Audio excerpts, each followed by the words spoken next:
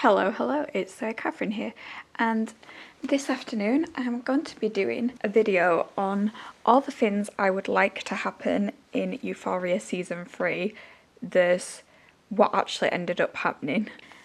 I'm going to go through the cast members that I'm aware are going to be in the third season, because I've had a brief view of what to expect, so I know who's going to be in it and who's not going to be in it. With Rue, personally, I think her story should be one of the most interesting going into adulthood, because her mum appeared to have kicked her out of the house in season 2, which obviously is going to put her at significant higher risk of being trafficked or turning to crime.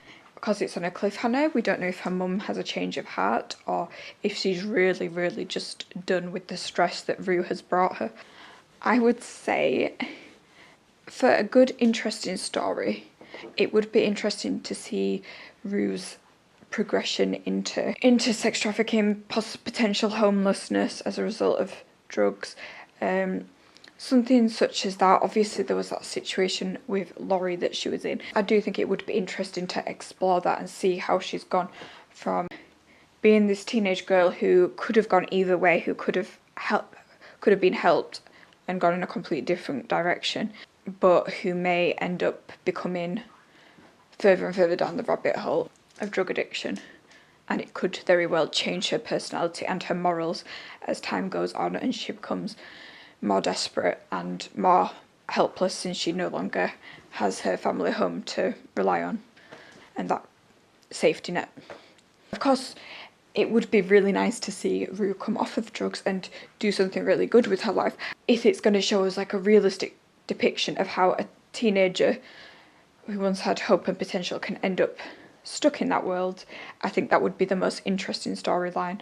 And also, it wouldn't be completely negative because she's still young enough to turn it around yet. Next character I'm going to talk about is Cassie. I am concerned, and by the looks of some of the small clips that I've seen, I've really been trying not to watch them, but I've seen some. It does appear that Cassie is becoming, well, when I say she's becoming Sydney Sweeney, I'm not saying I know what Sydney Sweeney is like in real life. Obviously, we only see what the media shows us, which is realistically a persona and not really the real Sydney Sweeney. I could be wrong, as what do I know? Absolutely nothing. But I tend to assume that with most Hollywood stars, they have somebody behind the scenes that controls their public image and tells them to do certain things and fake scandals and things like that, because it keeps people talking about them. Anyway, going back to what I'm saying, I don't want Cassie to become Sydney Sweeney's rage bait persona, and her character is one that is very vulnerable. We all have very different life experiences and we all react to them very differently. Cassie, for me, is a very endearing character because even though she's done some questionable things in season 1 and season 2, she's not malicious. You can tell that she's in a vulnerable place when she's making these choices, and she's not trying intentionally to hurt people. She's being selfish and putting herself first and her need for love, but she's not intentionally trying to hurt people. So, you know, seeing some of these trailers of how it looks like she's about to be portrayed, I'm not sure if I'm going to like it. For me, the storyline that I would have given Cassie would have been if she's to stay in a relationship with Nate, because Maddie gave us that little warning in the second season saying that this is just the beginning. For me, what I personally would have done, I would have shown her either in a situation where perhaps she decides to play trad wife and maybe she becomes a content creator and she's playing trad wife. Maybe she has children with him and she's trying to be, you know, this young mum, look at me baking, putting on a fake act, because I feel like she wants to show the world that she's got this happy family that she wasn't able to have herself during her own childhood, promoting trad wife values. But then behind the scenes he would be controlling her, being abusive towards her, and you know, you could show the inner workings of domestic violence. Put her in a situation that's kind of difficult to get out of with Nate, but then show a way that she can slowly but surely get out of this situation and that there is still hope for her. For me, that's personally what I would like to see with Cassie.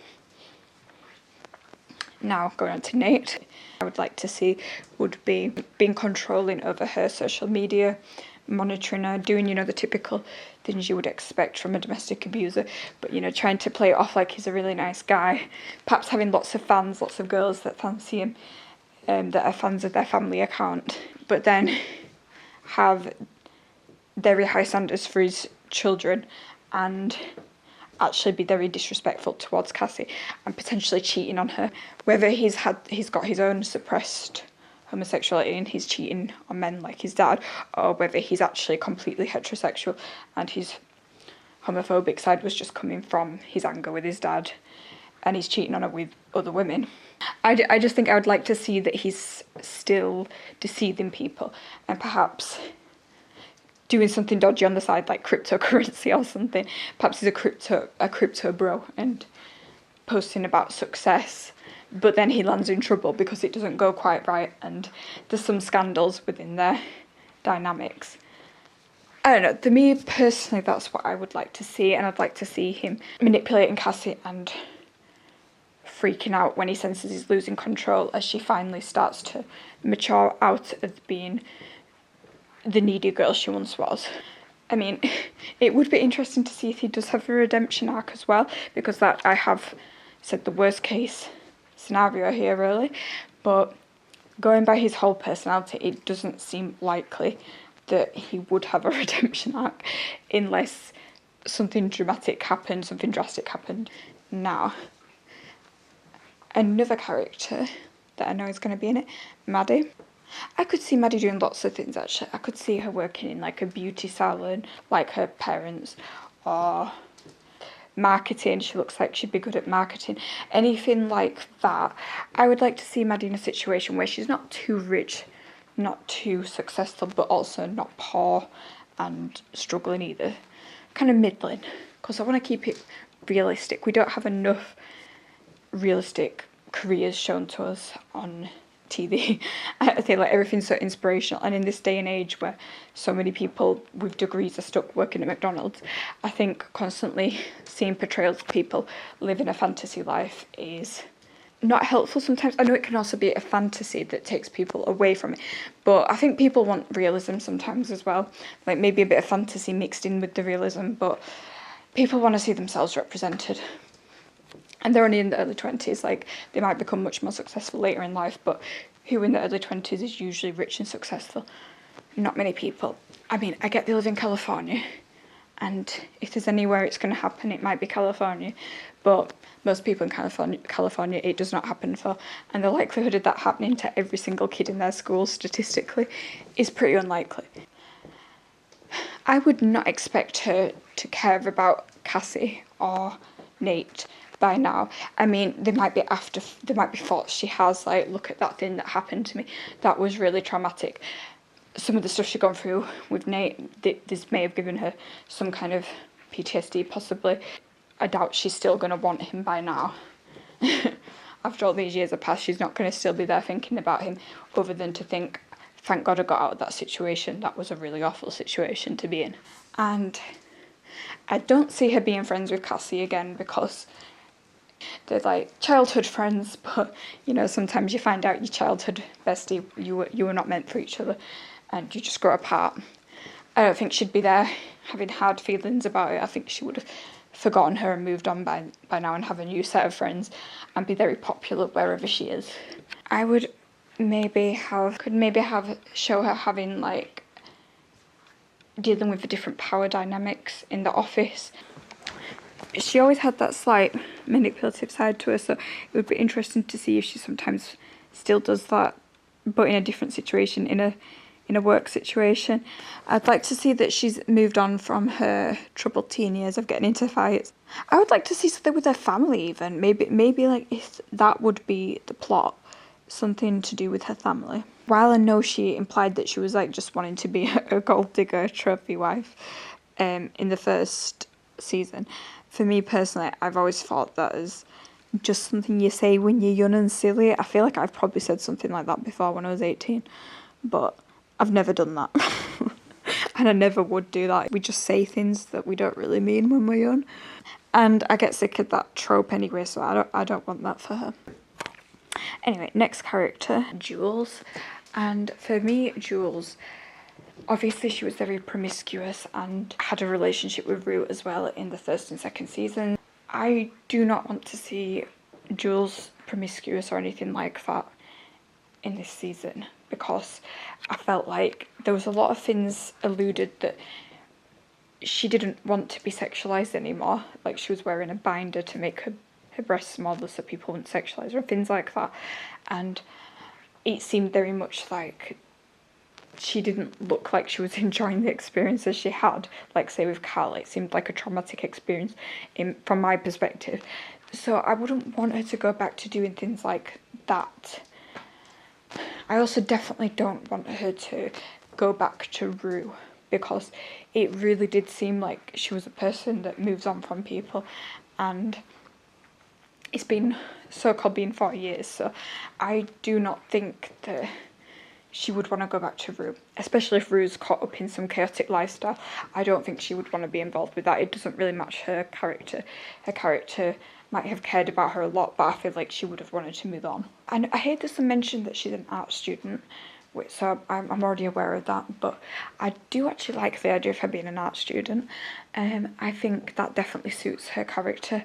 I would say her storyline could be that she's involved with protests, because I don't know if the whole Stop Oil thing is big in the US like it is in the UK, but there's been a lot of students that have been doing crazy things, getting in trouble for protesting to do with Stop Oil and some other things as well, but they would probably be too controversial to have on a TV show.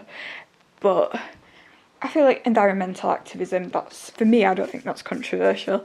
So yeah, maybe her being involved with that and then finding out about police brutality and that people are unlawfully arresting the protesters and treating them badly, or maybe she's been kind of pushed into going to these protests by a friend, so maybe she's got some very passionate friends and she's been kind of involved with that, and maybe this causes some dynamics, causes some issues with her studies where she thinks she might get kicked out or she might get put in prison for protest or something like that.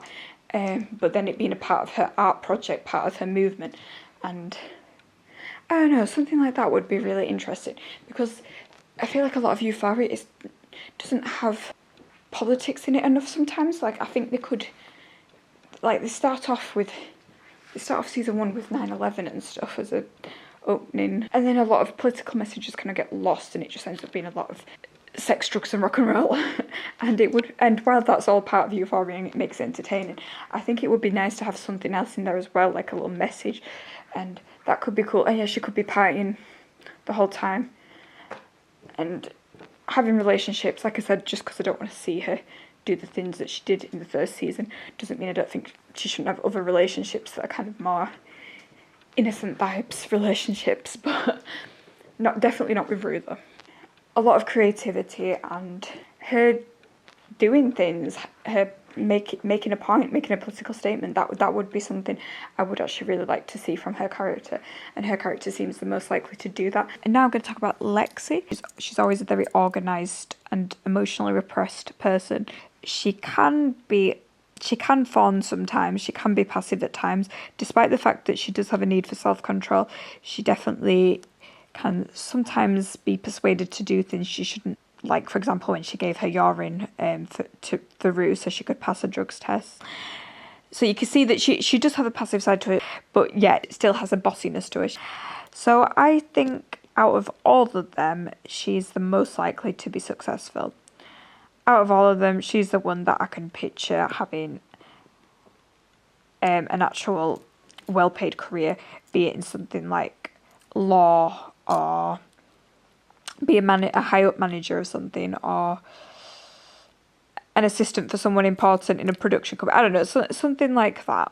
I mean, obviously she's only 22, so I wouldn't expect her to be doing too well, but at the same time, she would be on a path. I think she'd be very hardworking at whatever she's doing.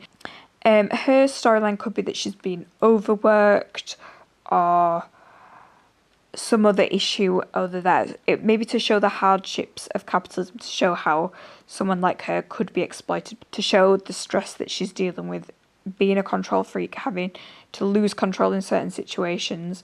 Perhaps if she was like working for a law firm or something, she could get like involved with like a legal issue that Nate or his dad have an issue with, fraud or something to do with property. I don't know, some kind of scandal, some kind of issue.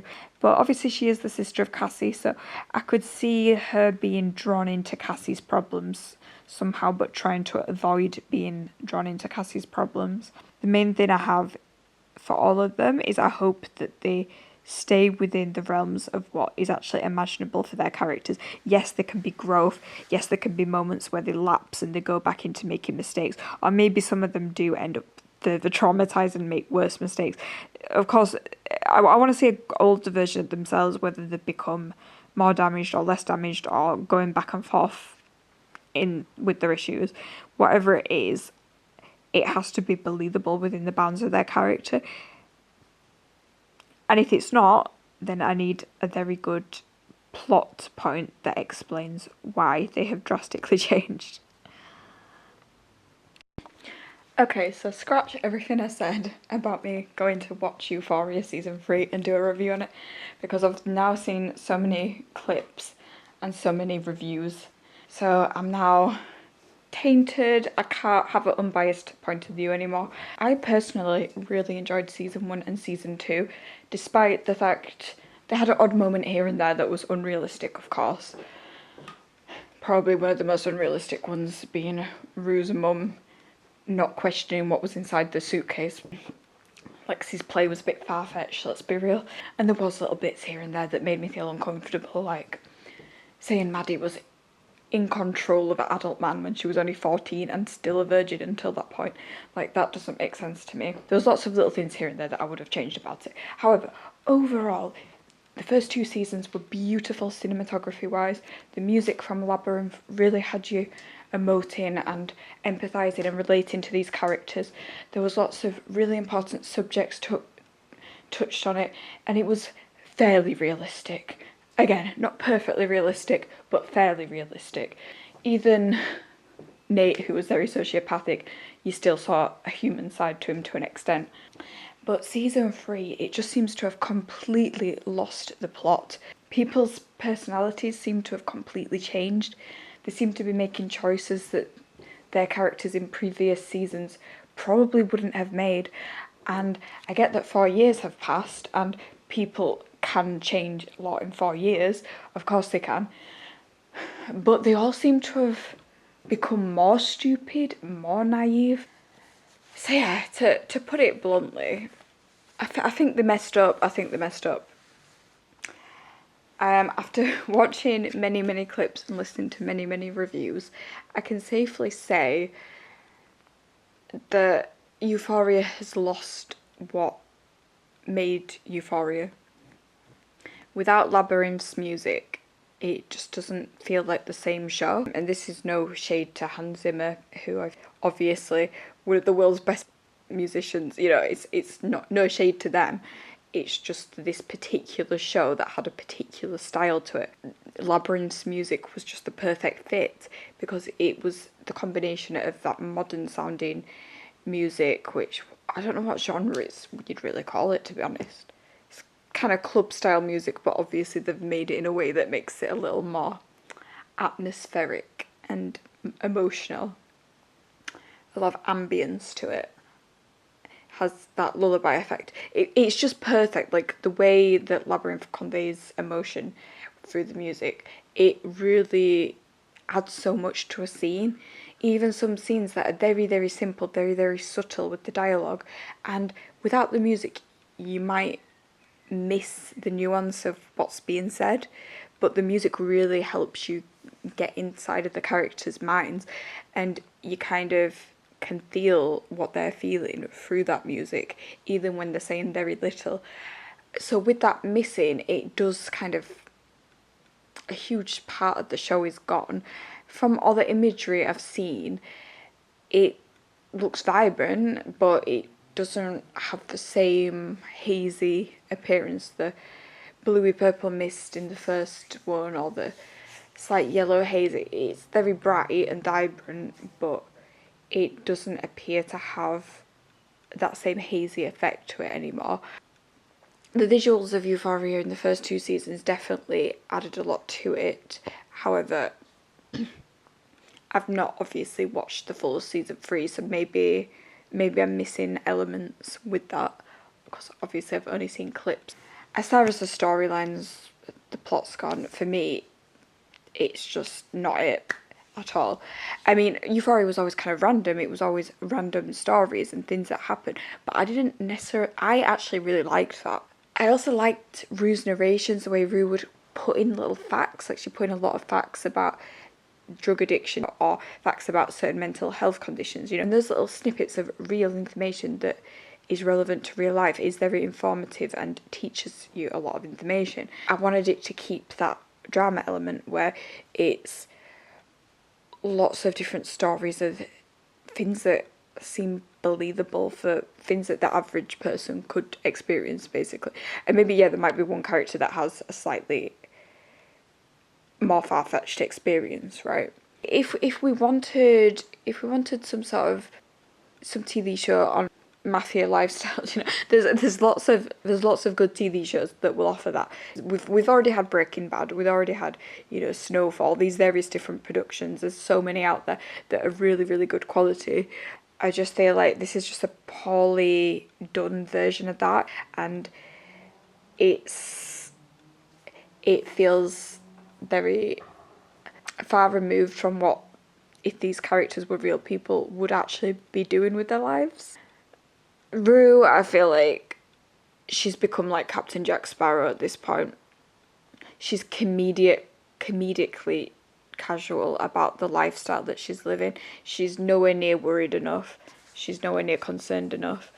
And to be taking the extreme risks that she is taking, you would expect there to be more obvious deterioration. Because while I don't think it's impossible for her to be making extreme choices, obviously she's always been a risk taker, I just think in order for her to be taking really extreme risks, she would probably have to be in a much worse mental state than what she appears to be in. I don't know, getting buried alive and things like this, she was very, very emotional in her experiences in the second season, where she was almost trafficked and she was afraid. She was still doing wild things and all that, but you could still see that this was a person, and it almost feels like her character has sort of lost her humanity, but not in a way that could have been done well. Say like her drug addiction really spiraled out of hand completely. She's still too aware to be making some of the dumb choices she's making. To say how brilliantly done her character was in the first 2 seasons, I mean, Zendaya's still acting the character the best she possibly can, but it just doesn't feel like the script has given her justice. There might be really good moments in here that I've missed, of course. I've not actually watched the full season, but from what I'm seeing, it just feels like, I don't know. Maddie, I just don't understand what her obsession with Cassie would be. After like 4 years or however many years have passed, I feel like she would have moved on, let's be real. Your relationship feels like the entire world to you when you're 16 or 18 or whatever, but once you're over that person, once you've moved on, I just feel like that's, yeah, no. And I think she would have moved on from her friend who betrayed her and realistically found new friends. I feel like seems like a character that would easily make friends and would not have to I don't know, to me it just feels a bit weird.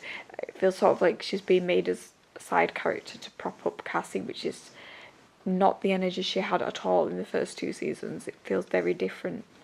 It's almost as if she's gone from being this very outwardly confident person, while I'm sure she was putting on a bit of performance, and underneath it she was obviously more insecure than that.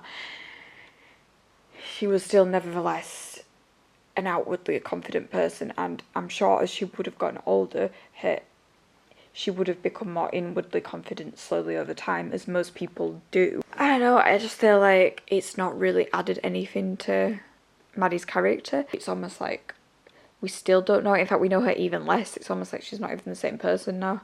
Jules' storyline seems really pointless, and it doesn't feel like there's anything we can learn from it. It doesn't feel like, I mean, I guess it's not completely implausible that she would get a sugar daddy given like her history, but it seemed like she was kind of traumatized by her past, so it's kind of weird that she'd go back to similar situations. But then I suppose that does happen, but I don't know, I just find the whole giving everything up just to become like a sugar baby for a billionaire is just very, it just feels like lazy writing, really, because they always do that in films, don't they? They talk about their own industry a lot. They talk about the millionaire's lifestyle disproportionately compared to the amount of people that will ever come close to experiencing that.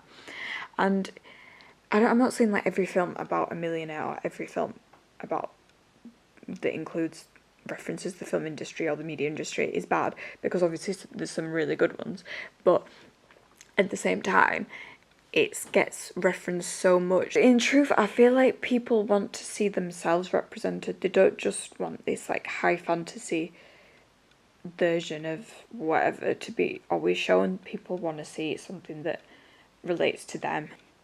And yeah, Jill's story just feels like a lazy cop-out, and there's not really much character development there, and I don't know, it's whatever. I'd say Nate's obviously the character whose storyline was ruined the most. He was always clever, even when he was a teenager. He was clever enough to, he wouldn't do drugs, or he wouldn't, you know what I mean, he'd try and frame somebody else for his bad behaviour because he cared about his future. He cared about his, like, he cared about his future. He has that all-American dream where he wants to be successful, and he knows that having a criminal record is going to spoil that. So I feel like as he gets older and wiser, I feel like he would get more cunning and less likely to commit violent crimes, at least public, anything he could get caught with. If it's something where he might not get caught, then he's more likely to do it.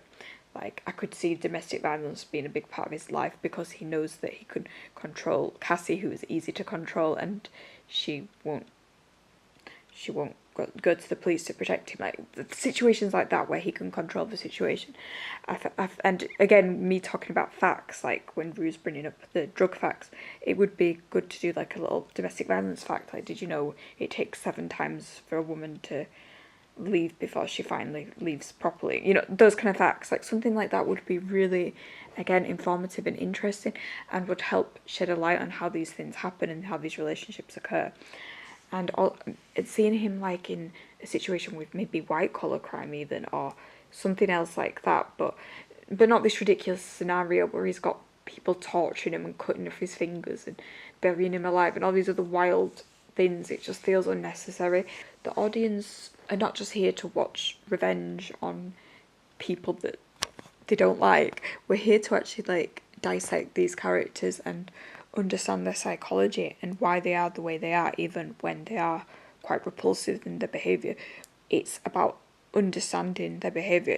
What's the likelihood, really, of being in this situation where you owe someone money and next thing you know you're being tortured and murdered over it? And didn't he have a gun? He had a gun and he didn't even look for it. He didn't even do anything to protect himself. I feel like the Nate that we knew in the first 2 seasons was quite clever and quite cunning, and he would have gone into protection. He would have spoken to his family. And what happened to his dad? Like, he sent his dad to prison, and then, oh, his dad's out now, oh, that's it, story's over, never see him again. Like, he spent 4 years with Cassie, and you mean to tell me, like, all that time, 4 years, he's just been putting an act on the whole 4 years, and he's never done a single thing that was messed up or controlling towards her. She's hiding OnlyFans from him, and he's just finding out about it and he's just letting it go. Like, he's not even really reacting that much about it, he's just accepting it. I mean, I don't know. There was just no character exploration, no realistic progression. The biggest one for me is definitely the disappointment with the way that they've shown Cassie. It always ends up being that we cycle back to, oh, the slutty girl got what she deserved and everyone cheers, she gets punished.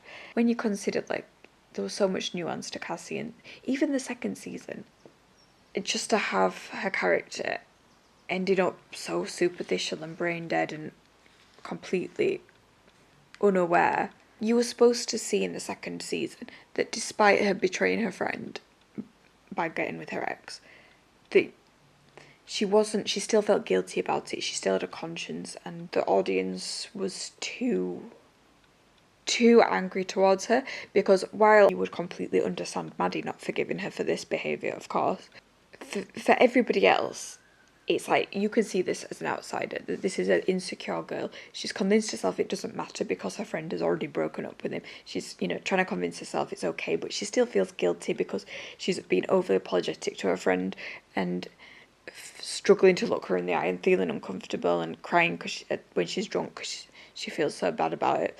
And there's all these clues that she does feel guilty about it, and she's trying to make excuse for herself because the guy that always teased her is finally showing her attention. And a girl that has had back and forth attention removed from her, like with her dad, 1 minute she's the favourite child, the next minute he's just using her or completely lost touch with her.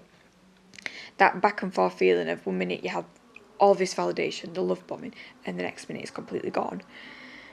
It makes sense that a girl that's been through that at a young age would want that in her relationships, that she'd want to go for a guy that had teased her and destroyed her reputation in the past, and that she would want his validation because she's reenacting the same trauma. And of course, the alpha male of the school, she's going to want his approval the most because he symbolises masculinity, which is what her father symbolises to her, that masculine role model she never really got. So it makes sense that she would, in a vulnerable moment, make this mistake, especially as a teenager with a brain that's not fully developed yet. It makes sense that she would make this mistake.